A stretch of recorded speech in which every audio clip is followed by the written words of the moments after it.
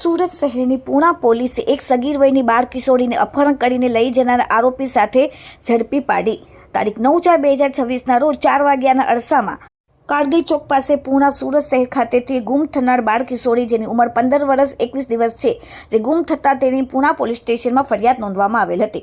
તાત્કાલિક પૂણા પોલીસ સ્ટેશનના બંને ઇન્સ્પેક્ટરે ગુનાની ગંભીરતાને લઈને બાળ કિશોરીને શોધી કાઢવા માટે અપહરણ કરીને જનાર આરોપીને પકડી પાડવા માટે સૂચના માર્ગદર્શન આપતા સર્વેલન્સ સ્ટાફના માણસો અલગ અલગ ટીમો બનાવી વર્કઆઉટમાં હતા. તે દરમિયાન હ્યુમન સોર્સિસના આધારે ભોગ બનનાર આરોપી ભાવનગર જિલ્લા ખાતે હોવાનું જાણવા મળતા તરત જ એક ટીમ ભાવનગર રવાના થઈ અને અપહરણ થનાર બાળ કિશોરી તથા ગુમ કરીને લઈ જનાર આરોપીને તાત્કાલિક પૂણા પોલીસે ઝડપીને સુરત લઈ આવી અને કાયદેસરની કાર્યવાહી કરેલ છે. પકડાયેલા આરોપીનું નામ છે ભરત ચંદુભાઈ પરમાર, ધંધો ખેતીકામનો અને રહેવાસી રણુજા વિસ્તાર, ગામ ધોકડવા, જિલ્લો Gir Somnath. Bureau report, daily India TV, Surat.